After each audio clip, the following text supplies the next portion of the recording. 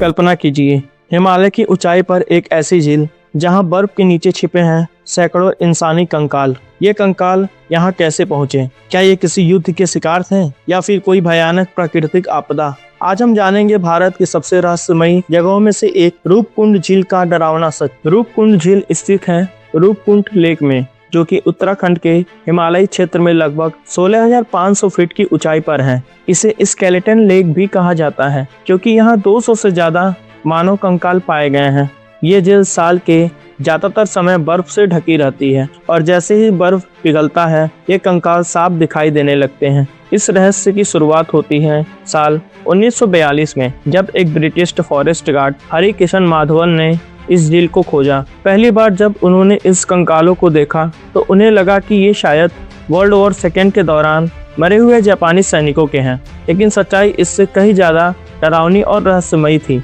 जब वैज्ञानिकों ने इस कंकालों का अध्ययन किया तो कई चौंकाने वाले तथ्य सामने आए। ये कंकाल लगभग 9वीं सदी के हैं। इनमें पुरुष, महिलाएं और बच्चे भी शामिल हैं। कई कंकालों के सिर पर गहरे घाव पाए गए हैं। इतना ही नहीं, कुछ कंकालों के साथ जूते, लकड़ी के सामान और गहने भी मिले, जो ये बताते हैं कि ये लोग अचानक मरे हैं। थ्योरी फर्स्ट, युद्ध। कुछ लोगों का मानना था कि ये किसी युद्ध के शिकार थे, लेकिन वहाँ कोई हथियार नहीं मिले, इसीलिए ये थ्योरी कमजोर पड़ गई। थ्योरी सेकंड, बर्फीला तूफान। दूसरी थ्योरी कहती है कि ये लोग भयंकर बर्फीले तूफान में फंस गए होंगे, लेकिन सवाल ये है सभी के सिर पर एक जैसे घाव क्यों थे। थ्योरी थर्ड, ओलों की बारिश। सबसे मजबूत थ्योरी सामने आई जब वैज्ञानिकों ने पाया कि इसके सिर पर जो चोटें थीं वे ऊपर से गिरे भारी गोल आकार के ओलों की वजह से थी। कल्पना कीजिए 2 इंच से बड़े ओले सीधे सिर पर गिर रहे हों। ऐसी स्थिति में इंसान बच ही नहीं सकता। DNA research. हाल ही में डीएनए रिसर्च ने इस रहस्य को और भी गहरा बना दिया। वैज्ञानिकों ने पाया कि कुछ कंकाल भारत के थे, लेकिन कुछ लोग यूरोप से भी थे। इसका मतलब ये हुआ कि ये लोग अलग अलग समय और जगहों से आए थे। यानी रूपकुंड झील का रहस्य सिर्फ एक घटना नहीं, बल्कि कई घटनाओं का परिणाम हो सकता है।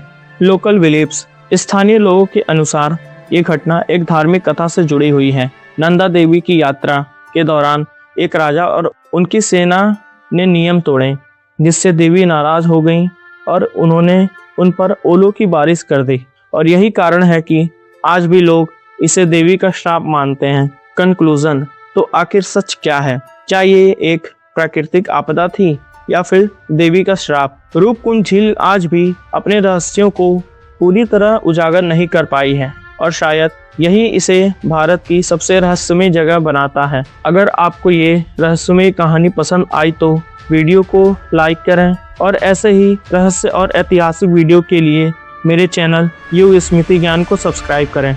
आप क्या सोचते हैं, ये हादसा था या श्राप था? कमेंट में ज़रूर बताएं। जय हिंद, धन्यवाद।